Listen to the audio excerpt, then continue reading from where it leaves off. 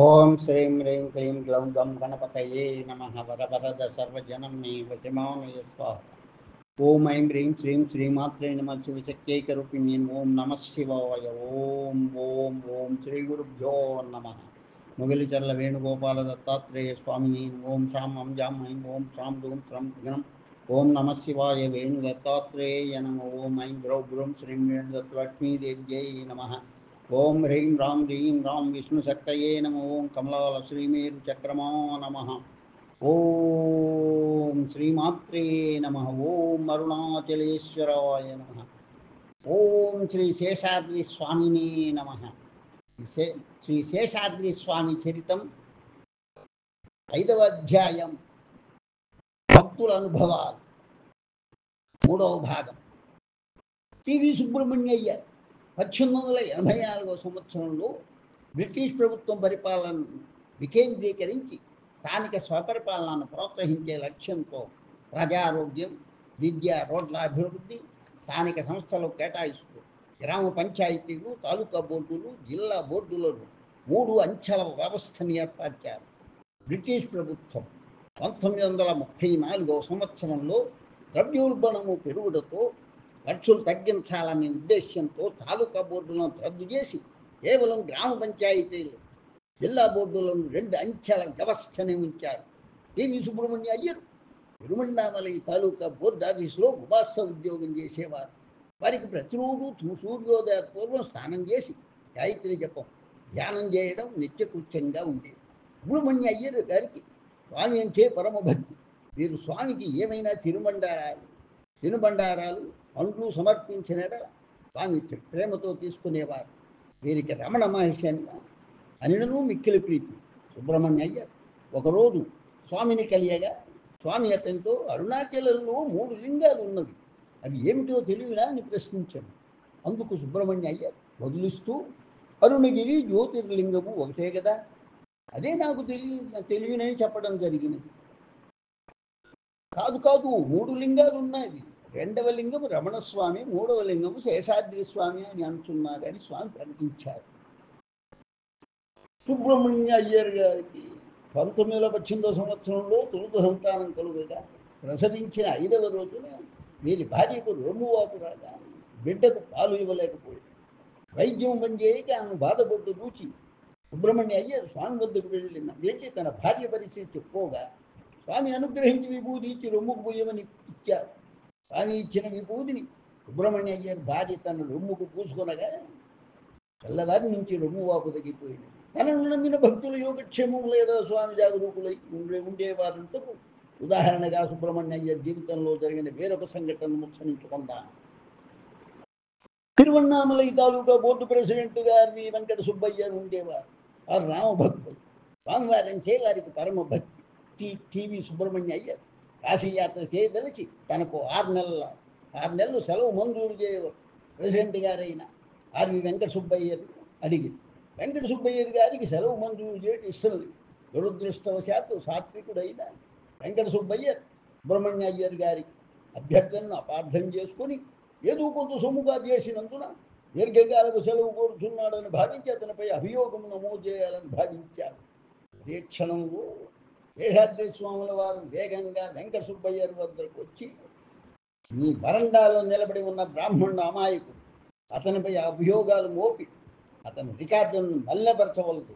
మీరు వినకుండా ముందుకు వెళితే మీ ఇంటిలో ఒకరు శవమవుతారు, జాగ్రత్త అని కఠినంగా మాట్లాడగా వెంకట సుబ్బయ్యర్ అపరాధ భావంతో సిగ్గుపడి ఏలుగుట్టిన దొంగలా ఇంట్లోకి వెళ్ళాడు. ఆ క్షణం నుంచి వెంకట సుబ్బయ్యర్ వారం రోజుల పాటు అనారోగ్యానికి గురి అయి బయటకు రాక ఎవరికీ ముఖం చూడక తన ఆఫీసు ఫైళ్లను కూడా చూడలేకపోవడంతో తను చేయవలసిన విద్యుక్త నిర్ణయాలు కూడా నిలిచిపోయినాయి.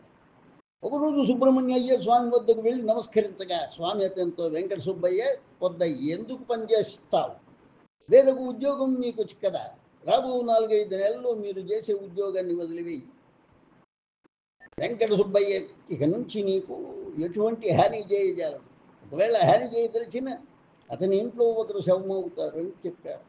ఈ సంఘటన 1919వ సంవత్సరం జనవరి నెలలో జరిగినది. అదే సంవత్సరం జూన్ నెలలో స్వామి చెప్పినట్టు సుబ్రహ్మణ్య అయ్యర్కు తిరుచినాపల్లి జిల్లా బోర్డులో ఉద్యోగం రావడం జరిగింది. ఈ విధంగా తనను నమ్మిన భక్తుని స్వామి కాపాడారు. ఓం శ్రీ శేషాద్రి స్వామిని నమః. ఆర్వి వెంకట సుబ్బయ్య తాలూకా బోర్డు ప్రెసిడెంట్ అయిన ఆర్వి వెంకట సుబ్బయ్య తెలుగు బ్రాహ్మణుడు.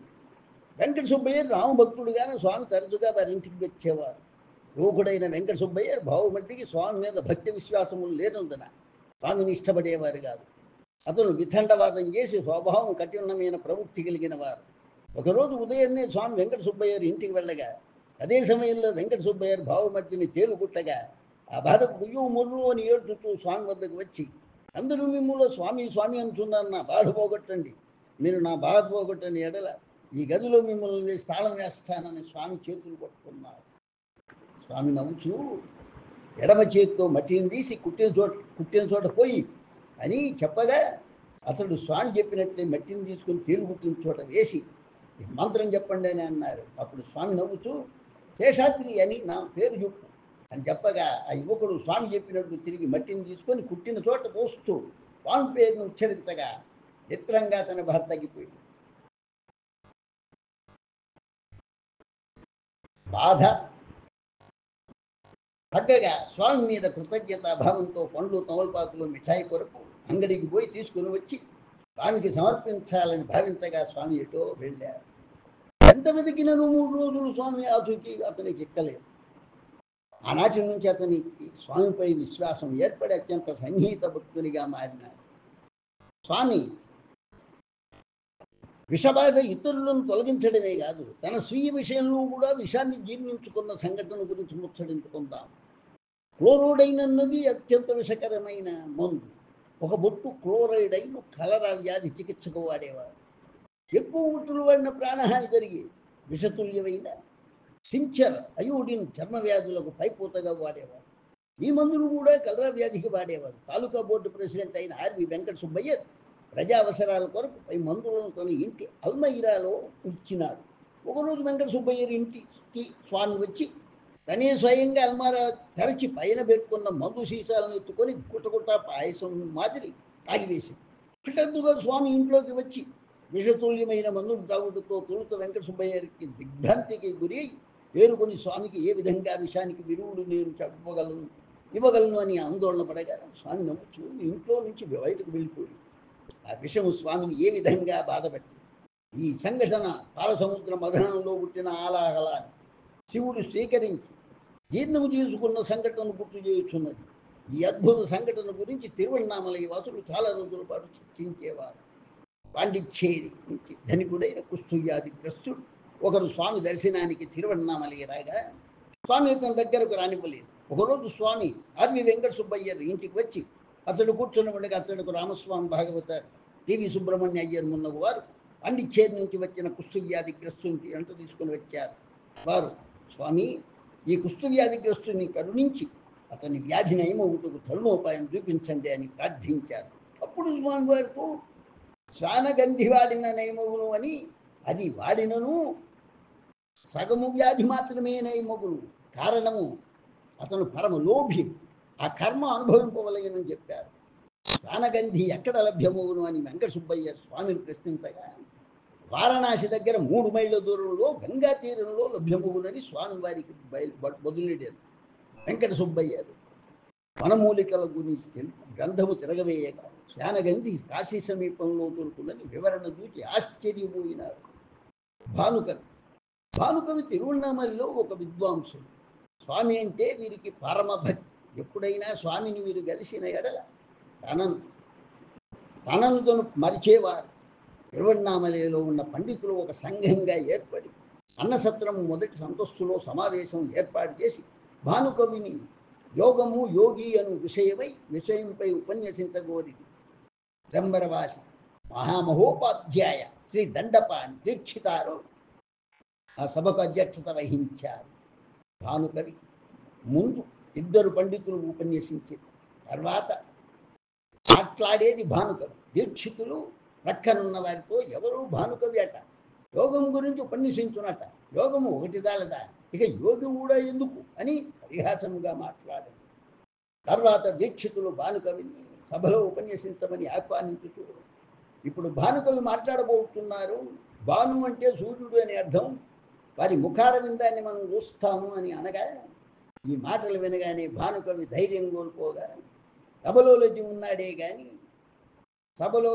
ఉన్నాడే కానీ నోట మాట రాలేదు. కొందరు భానుకవి తొట్టుబాటును గమనించి ఇంటికి వెళ్ళుటకు ఉద్యుక్తులైన. ఎంతలో ఎచ్చటి నుండి ఓ స్వామి ఆ సభకు రాగా భానుకవికి పోయిన ప్రాణం లేచి వచ్చినవి. భానుకవి స్వామి పాదాలకు నమస్కరించగానే స్వామి పెద్దగా నవ్వుతూ సభ నుంచి బయటకు వెళ్ళాడు. భానుకవి తొలుత బృహస్పతి అధ్యక్షత వహించిన దేవసభలో నాకు మాట్లాడే అవకాశం లభించినదని పేర్కొంటూ 2 గంటల సేపు అనర్గళంగా మాట్లాడగా శ్రోతలకు ఉపన్యాసం రంజనముగా ఉండటంతో వారు కరతాళ ధ్వనులు చేశారు. సభను అధ్యక్షత వహించిన దీక్షితులు భానుకవి ఉపన్యాస ధోరణికి ఆశ్చర్యపడి భానుకవి అపర సూర్యుని వల్ల తన నామాన్ని సార్థకమనర్చినారని శ్లాఘించినారు. స్వామి అనుగ్రహమున సరస్వతీదేవియే స్వయముగా భానుకవి ద్వారా ఉపన్యసించినదని అందరూ భావించారు. శ్రీకృష్ణ భగవానుడు ద్రౌపదికి వస్త్రాలు ఇచ్చి మానరక్షణ చేసిన విధంగానే స్వామి తన భక్తుడైన భానుకవి అవమానము పొందకుండా కాపాడటము జరిగింది. పరశురామ అయ్యారు వారి యొక్క అనుభవం. మధురై నివాసులైన పరశురామ అయ్యారు స్వామికి పరమ భక్తుడు. వీరి కుమార్తె అల్లుడు శ్రీ విల్లిపుత్తూరులో నివసించేవారు. 1926 సంవత్సరంలో పరశురామయ్యర్ కుమార్తె శ్రీమతి బాల ప్రసవించి అపాయకర పరిస్థితిలోకి వెళ్ళగా పడుచూపులకు తక్షణమే రమ్మని టెలిగ్రామ్ ద్వారా పరశురామయ్యరు దంపతులకు అల్లుడు తెలిపాడు. పరశురామయ్యరు కంతిన చూడగానే నిశ్చేష్టుడైనాడు. పరశురామయ్యరు భార్య గుండెలు బాదుకుంటూ పెద్దగా ఏడవసాగాను. పరశురామయ్యరు కొద్దిసేపట్లో తేరుకుని తిరువణ్ణామలలో ఉన్న స్వామి వద్దకు వెళ్ళి విభూతి ప్రసాదం తీసుకుని తర్వాత తన కుమార్తె వద్దకు వెళ్ళాలని తలిచి తండ్రితో స్వామి వద్దకు వెళ్ళాడు. ఆ సమయంలో స్వామి ఎళయనారు గుడిలో ఉన్నారు. స్వామి అయ్యన్ను చూడగానే పో అపాయం ఏమీ లేదు, నీ భార్య ఏడుస్తూ ఉన్నదా, బయలుదేరని చెప్పు అని అన్నారు. దానితో అయ్యరు ప్రాణములు కుదుటపడినది. పరశురామ అయ్యర్ ఇంటికి వెళ్ళి తన భార్యకు స్వామి చెప్పిన మాటలను చెప్పి ఆమెను ఓదార్చి ఈ విల్లుపుత్తూరు పోవటం విరమించింది. 2 రోజుల తర్వాత అల్లుని వద్ద నుంచి నీ కుమార్తె ఆరోగ్యం కుదుటపడినదని, శ్రీ విల్లుపుత్తూరు అవసరం లేదని ఆ ఉత్తరం పరశురామయ్యకు రావడం జరిగింది. ఈ విధంగా స్వామి తన భక్తులకు బాధోపశమనం చేసి స్వామి పరశురామయ్యకు 28 అక్షరాల శ్రీ వల్లభ గణపతి మంత్రాన్ని ఉపదేశించి 28 లక్షలు జపించమని ఆదేశించారు. మంత్రానుష్ఠాన ఫలంగా ఐశ్వర్య ప్రాప్తి, కీర్తి లభించగలవని స్వామి పరశురామయ్యకు చెప్పారు. శ్రీ వల్లభ గణపతి మంత్రం.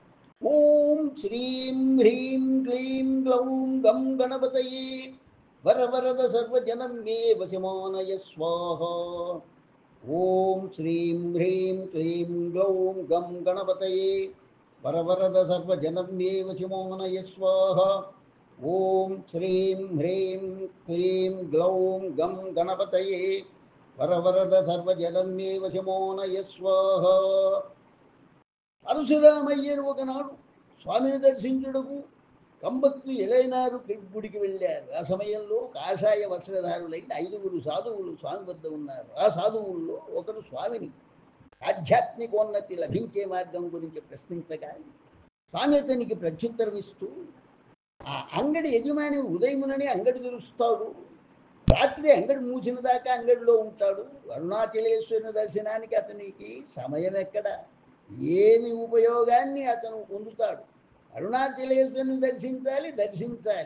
దర్శించాలి అని అంటావా అంటూ మీరు కూడా ఆ అంగడి యజమాని మాదిరిగా సమయాన్ని నిరుపయోగమైన సంభాషణతో వృధా చేస్తూ అరుణాచలేశ్వరుని భక్తిపూర్వకంగా ఆరాధింపక దర్శించక ఉన్నారని చెప్పారు. స్వామిపై విధంగా మాట్లాడగానే ఆ సాధువు స్వామితో, దేవాలయంలో అరుణాచలేశ్వరుని మేము చూడలేకున్నాము, ఆ శక్తి మాకు రావడం లేదు అని అన్నారు.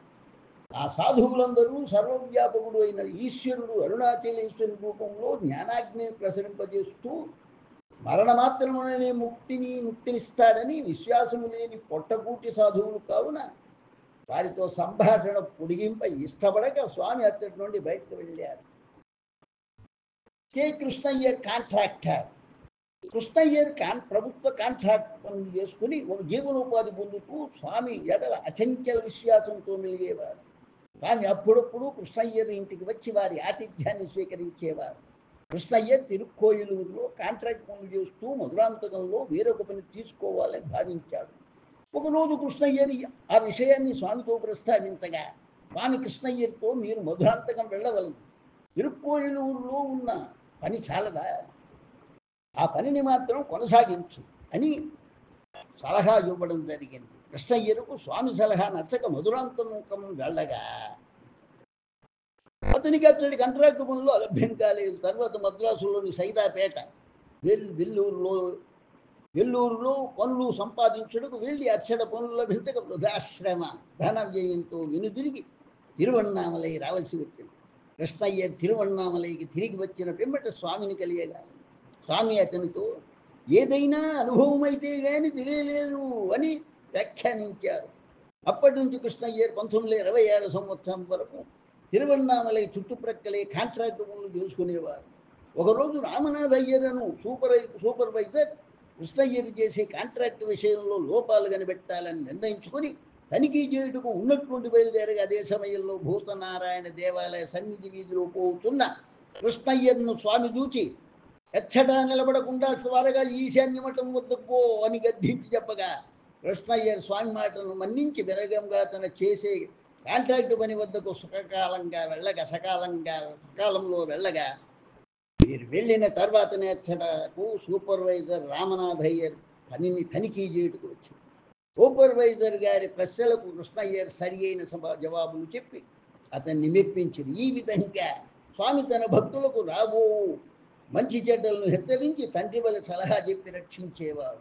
కృష్ణస్వామి శాస్త్రి స్వామికి దూరపు బంధువు.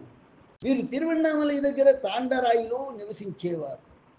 అతను సనాతన ధర్మానుసారం నియమబద్ధ జీవితాన్ని గడుపుతూ సుబ్రహ్మణ్య స్వామిని భక్తితో ఆరాధించేవారు.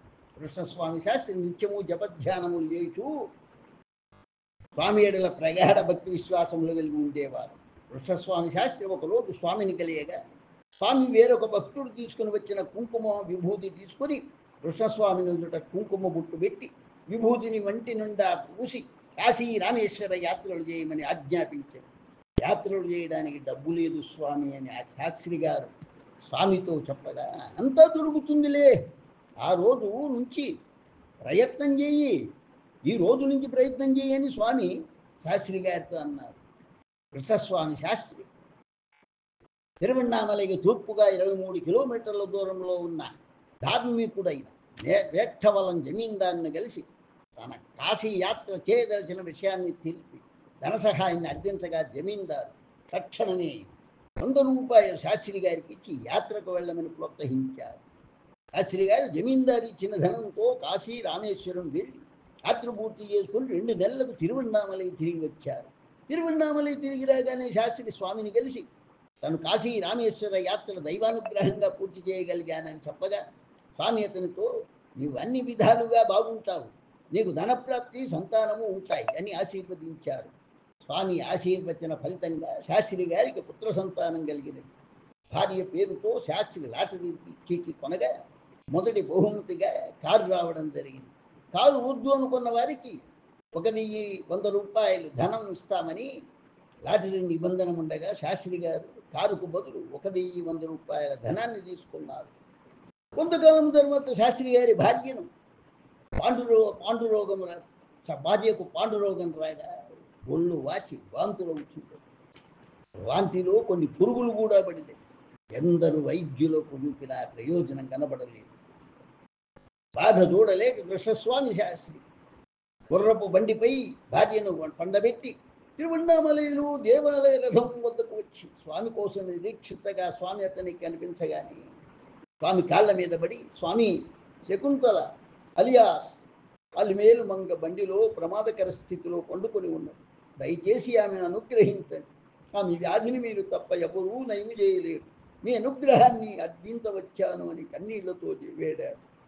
అప్పుడు స్వామి తటాల బండి ఎక్కి ఆ వ్యాధిగ్రస్తురాలి కాళ్ళను, కడుపు, గొంతును తన కాళ్ళతో తొక్కి గుర్రపు బండిని వేగముగా సాధుసత్రం వరకు త్రోలి కడాలన్న బండి నుంచి దుమికి 2 పిడికెళ్ళు మట్టిని బండిలోకి విసిరి తర్వాత పిడికెడు మట్టిని ఆమె నోట్లో స్వామి పోసి 2 పిడికెళ్ల మట్టిని శాస్త్రి గారికి ఇచ్చి 3 రోజులు ఆమె వంటికి పూయమని చెప్పగా శాస్త్రి తన భార్యతో తన స్వగ్రామం వెళ్ళి స్వామి చెప్పిన విధంగా చికిత్స చేయగా 4వ రోజున ఆమె వ్యాధి నెమ్మలించి స్వస్థురాలయ్యాను. ఈ విధంగా దార్మికుడైన కృష్ణస్వామి శాస్త్రి గారిని స్వామి అనేక విధములుగా ఆదుకున్నారు. కృష్ణస్వామి శాస్త్రి గారికి కాశీయాత్ర చేయడానికి ధన సహాయం చేసిన వేట్టవలం జమీందార్ తాతగారు వడలూరు రామలింగ స్వామిని తన రాజభవంతికి ఆహ్వానించి ఆతిథ్యం ఇచ్చిన పుణ్యపురుషుడు. జమీందారు మొదటి భార్యను ఆవహించిన ఒక స్త్రీ ప్రేతాత్మను బయటకు పంపేందుకు మంత్రవేత్తల ద్వారా ఎంత ప్రయత్నించినా సాధ్యం కాక రామలింగ స్వామిని ఆహ్వానించగా వారు దయతో రాజభవనానికి రాగా ఆ ప్రేతాత్మ యోగిని చూడగానే స్వచ్ఛందంగా ఆమెను వీడిపోవడం జరిగింది. 2వ భార్యకు మహోదర వ్యాధితో బాధపడుతుండగా రామలింగ స్వామి విభూతిని ఆమెకు ప్రసాదంగా ఇవ్వగా ఆమె వ్యాధి నయమైనది. అప్పటి నుంచి జమీందారు రామలింగ స్వామి భక్తుడైనాడు. ఏవి శ్రీనివాస్ అయ్యారు.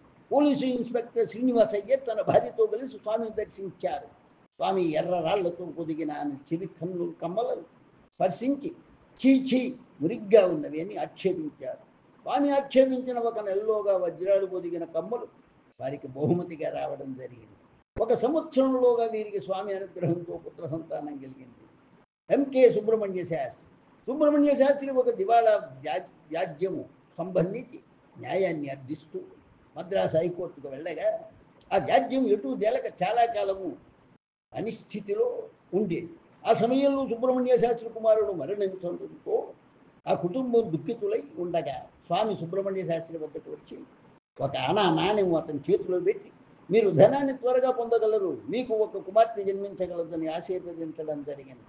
స్వామి చెప్పిన 2 వారాలకు సుబ్రహ్మణ్య శాస్త్రికి కోర్టు తీర్పు ద్వారా 730 రూపాయల ధనము లభించినది. తర్వాత సంవత్సరమునకు వీరికి కుమార్తె జన్మించడంతో వీరి ఇంత ఆనందము చిగురించినది.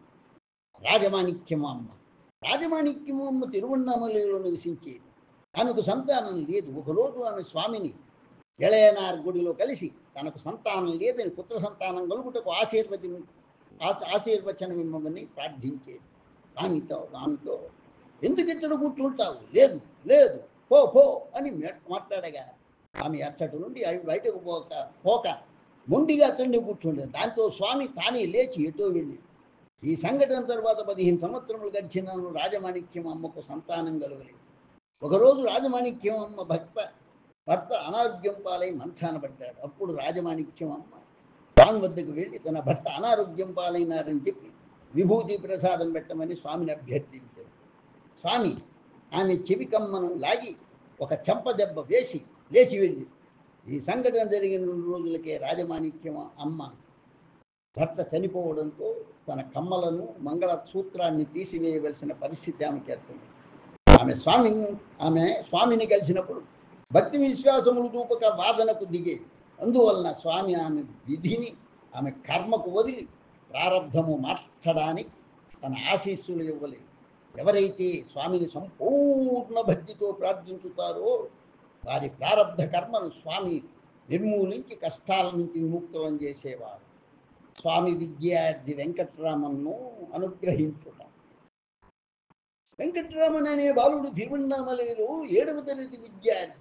స్వామి కొన్ని రాళ్ళు వీధిలో రువ్వగా అటువైపు వెళుతున్న బాలుడు ఆ రాళ్లను ఏరి వీధిలో ఒక ప్రక్క వేయుచుండగా స్వామి ఆ బాలుని వద్దకు వేగంగా వచ్చి అతనిని చెప్పపై 3 సార్లు కొట్టి ఎందుకు నువ్వు ఏ రాళ్ళు ఏరుతావు అని ప్రశ్నించాడు.